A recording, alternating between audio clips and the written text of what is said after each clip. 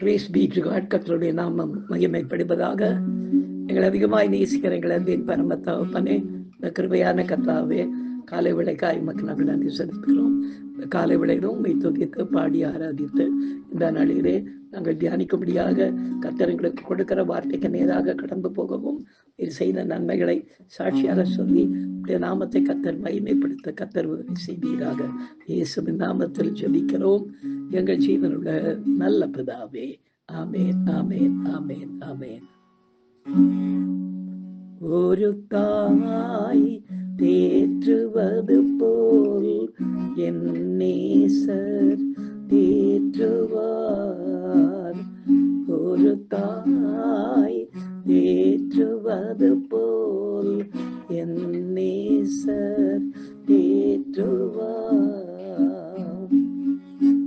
Hallelujah, Hallelujah, Hallelujah, Hallelujah. ஒருபோதும் கைவிடார், ஒரு நாளும் விலகிடார், ஒருபோதும் கைவிடார், ஒரு நாளும் விலகிடார். ஒரு தாய் தேற்றுவது போல் என் நேசர் தேற்றுவார். ஒரு தாய் தேற்றுவது போல் என் நேசர் தேற்றுவார். Hallelujah, Hallelujah, Hallelujah,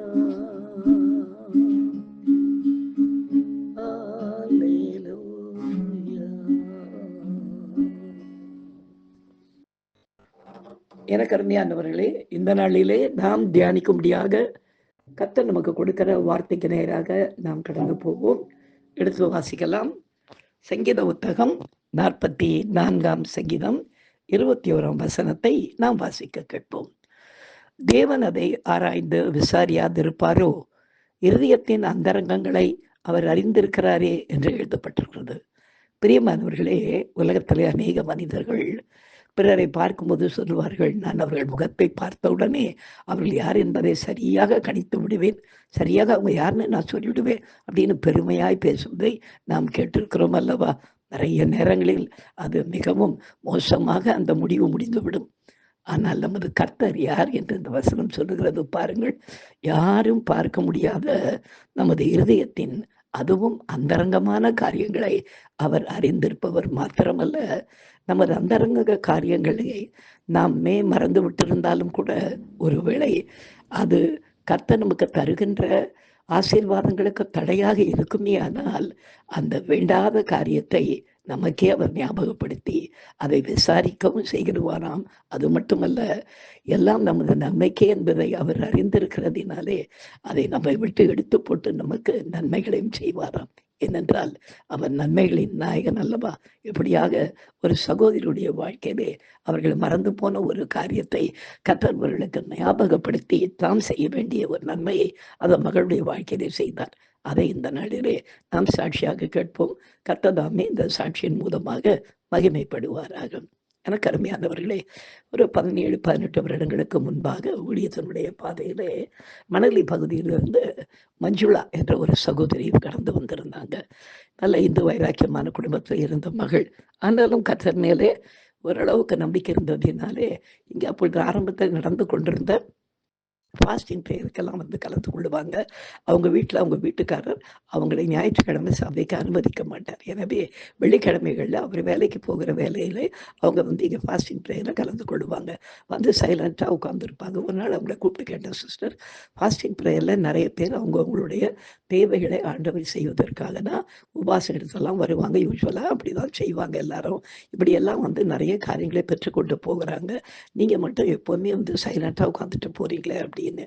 அப்போ அவங்க சொன்னாங்க, இல்லை பாஸ்டர், எனக்கு கிட்டத்தட்ட 6-7 வருடங்களாக குழந்தைகள் இல்லை, குழந்தை பாக்கியம் இல்லாமல் இருக்கிறதுனால நான் ரொம்ப சோர்ந்து போயிருக்கேன். வீட்டில் இது நிமித்தமாய் நிறைய பிரச்சனைகள் நடந்து கொண்டிருக்கிறது. எத்தனையோ கோயிலுக்கு போயிட்டோம், எத்தனையோ மலைக்கெல்லாம் ஏரியெல்லாம் போய் பார்த்துட்டோம், எல்லாம் பண்ணிட்டோம், ஒன்றுமே கிடைக்கல. அதனால் எனக்கு இயேசு கிறிஸ்து மேலே நம்பிக்கை இருக்குதுன்னு எனக்கு சொல்லவும் முடியல, நம்பாமல் இருக்கவும் முடியல, என்ன பண்ணுறதுன்னு தெரியல, எப்படி உங்கள்கிட்ட சொல்லலான்னு முடிச்சுக்கிட்டு இருக்கேன் அப்படின்னாங்க. இப்போ நான் சொன்னேன், என்ன சிஸ்டர், இது ஒரு சாதாரண காரியம். எத்தனையோ பேருக்கு ஆண்டவர் கற்பத்தின் கனி கத்தரால் வருகின்ற சுதந்திரம் அப்படின்ற ஒரு வசனம் இருக்கிறதுனால அந்த வார்த்தை போய் சொல்லாது சிஸ்டர். அதனால நீங்கள் இந்துவாக இருந்தால், நீங்கள் முஸ்லீமாக இருந்தால், யாராக இருந்தால் என்ன, கேட்குறவங்களுக்கு கத்தர் குழந்தைய கொடுக்க போகிறார். நீங்கள் விசுவாசத்தோடு கேட்டீங்கன்னா அதை பெற்றுக்கொள்ளலாம் அப்படின்னு சொன்னேன். அப்படியா சொல்கிறீங்க அப்படின்னாங்க. ஆமான்னு சொன்னேன். சரின்னு அவங்க கூட வந்து முழங்கால் பிடிச்சு ஜெபம் பண்ண ஆரம்பித்தாங்க. அவங்களுடைய அந்த சந்தேக புத்தியினால் கத்தர் ஒரு அருமையான காரியத்தை செய்தார். கத்தர் எனக்கு ஒரு பச்சை கலர் பீரோவை காண்பித்து, அந்த பீரோவினுடைய ஒரு மூன்றாவது தட்டிலே துணிகளுக்கு இடையிலே ஒரு காசு, ஏதோ ஒரு எவ்வளோ பணம்னு எனக்கு தெரியல, காசு முடிஞ்சு அதை வச்சுருக்காங்க ஒரு மஞ்சள் துணியில். அதை வந்து எனக்கு கத்தர் காண்பிச்சார். நான் உடனே அவங்கள்ட்ட சொன்னேன், சிஸ்டர், நீங்கள் ரொம்ப நாளைக்கு முன்னால் ஏதாவது உங்கள் தெய்வங்கள்கிட்ட ஏதாவது வேண்டிக்கிட்டு காசு ஏதாவது முடிஞ்சு, அதாவது நேர்த்தி கடன் செய்கிறதா, ஏதாவது குழந்தைகள் பிறந்தா செய்வாங்களே, அந்த மாதிரி ஏதாவது செய்கிறதா இருக்கீங்களா அப்படின்னு கேட்டேன். அவங்க அப்படியெல்லாம் ஒன்றும் இல்லை பாஸ்டர் அப்படின்னு சொல்லிட்டாங்க. சரி போங்கம்மான்னு சொல்லி அனுப்பிட்டேன். அடுத்த வாரம் வந்தாங்க. அடுத்த வாரம் வந்தப்போ திரும்ப அவங்களுக்காக ஜெபம் பண்ணுவது, ஆண்டவர் நீ முதல்ல அதை எடுத்து வெளியே போடு, அது தடையாக இருக்கிறது, அது ஒன்றும் ஒரு காரியமும் செய்யாது, உன்னுடைய நேர்த்தி கடனால உனக்கு குழந்தை பிறக்க போகிறது இல்லை, நான் உனக்கு குழந்தையை கொடுப்பேன்னு ஆண்டவர் வாக்கு பண்ண உடனே அவங்களுக்கு கொஞ்சம் பயம் வந்துருச்சு. அவங்களுக்கு 2வது வாரம் அதையே சொன்னதுனால வீட்டுக்கு போய் அவங்க எல்லா துணியெல்லாம் கொட்டி கட்டி அவங்க தேடினப்போ அங்கே அவங்க எத்தனையோ வருஷத்துக்கு முன்னால் அவங்க முடிஞ்சு வச்ச ஆரம்ப நாட்களில் வச்ச ஒரு காசு ஒரு துணியில் முடிஞ்சு வச்சுருக்காங்க. அதை எடுத்துக்கிட்டு நேராக அதுக்கு அடுத்த வாரம் வந்தாங்க. கொண்டு வந்து அதை தூக்கி போட்டுட்டு அவங்க சொன்னாங்க, ஆண்டவர் இவ்வளோ தெளிவாக நான் செய்ததை எனக்கு வெளிப்படுத்துனதுனால அவர் உண்மையான தேவன் என்பதை நான் அறிஞ்சுக்கிட்டேன் பாஸ்டர். அதனால் தயவுசெய்து இப்போ எனக்கு ஜெபம் பண்ணுங்க, எனக்கு நம்பிக்கை வந்துருச்சு அப்படின்னு சொன்னாங்க. பிற்பாடு அவர்கள் காய்ச்சலித்த விலையிலே கத்தர் பெரிதான கிருபையினாலே அந்த வருடத்திலே கத்தர் அவர்களுக்கு ஒரு குழந்தை பாக்கியத்தை தந்து கத்தர் அந்த சகோதரியை ஆசீர்வதித்தார். வேதம் என்ன சொல்றது பாருங்க, அவர் நம்மை உண்டாக்கின தேவனாயிருக்கிறதினாலேயே தேவன் எதுவாக இருந்தாலும் அதை ஆராய்ந்து விசாரியாதிருப்பாரோ, இருதயத்தின் அந்தரங்கங்களை அவர் அறிந்திருக்கிறார். ஆண்டுடைய பிள்ளைகள், நாம் எதையும் ஆண்டவருக்கு மறைக்கவே முடியாது. ஒரு நாள் அதை ஆராய்ந்து விசாரித்து அந்தரங்களை கத்தன் நமக்கு வெளிப்படுத்துவார். நாம் ஜெபிக்கலாம். எங்களை அதிகமாய் நேசிக்கிற எங்கள் அன்பின் பரம தகப்பனே, உமக்கு எந்த ஒரு காரியத்தை எங்களால் மறைக்க முடியாது என்பதை நாங்கள் அறிந்திருக்கிறோம் ராஜா. கர்த்தாவே, தெய்வம் தாமே, எங்களை குறித்து நீர் எப்பொழுதும் நோக்கமாக இருக்கிறதுனாலே எங்களை இருதயத்தினுடைய அந்தரங்கங்களை ஆராய்ந்து அறிந்து விசாரித்து எங்களுக்கு நன்மை செய்கிற தேவனாக இருக்கிறதற்காய் உமக்கு நன்றி செலுத்துகிறோம். பெரிய காரியங்களை செய்யுங்க, தொடர்ந்து நடத்தும். இயேசுவின் நாமத்தில் ஜெபிக்கிறோம் எங்கள் ஜீவனுள்ள நல்ல பிதாவே, ஆமேன். ஹல்லேலூயா, ஹல்லேலூயா, ஹல்லேலூயா. God bless you. Thank you.